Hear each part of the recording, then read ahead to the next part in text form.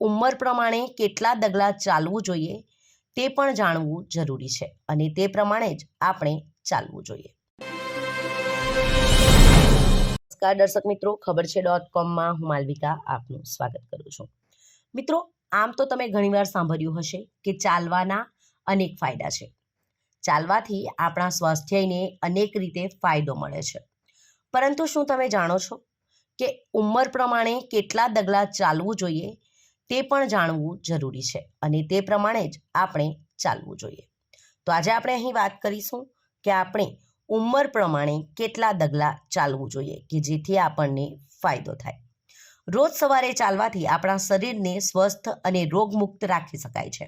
નિષ્ણાંતોના કહેવા પ્રમાણે રોજ સવારે અને સાંજે ચાલવું જોઈએ। તેનાથી આપણે કોઈ પણ પ્રકારની નાની મોટી બીમારીઓ સામે લડવાની ક્ષમતા મેળવી શકીએ છીએ।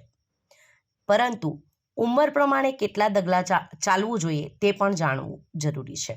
રોજ થોડા ડગલા ચાલવાથી ડાયાબિટીસની સાથે વજન પણ કંટ્રોલ કરી શકાય છે। સાથે જ રોગપ્રતિકારક શક્તિ અને માનસિક સ્વાસ્થ્યને વધુ સારું બનાવી શકાય છે।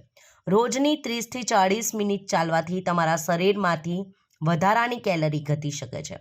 આ સિવાય પણ રોજ ચાલવાના અગણિત ફાયદા છે, પરંતુ સૌથી મોટો સવાલ એ છે કે રોજ કેટલા ડગલા ભરવા જોઈએ, એટલે કે કેટલા પગલાં ચાલવું જોઈએ।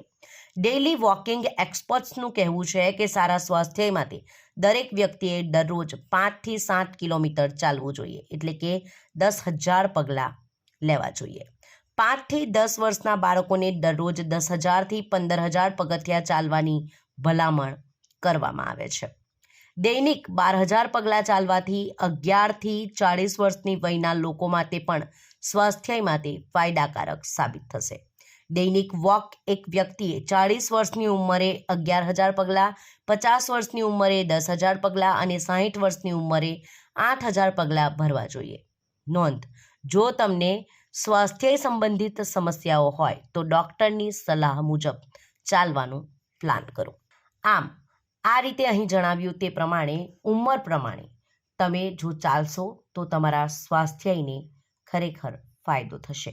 ચાલવાના આમ તો અનેક ફાયદા છે, પરંતુ ઉંમર પ્રમાણે આપણે કેટલા ડગલા ચાલવું જોઈએ તે જાણી લેવું જોઈએ અને ત્યારબાદ ચાલવું જોઈએ, જેથી કરીને આપણે તેનો વધુ ફાયદો મેળવી શકીએ।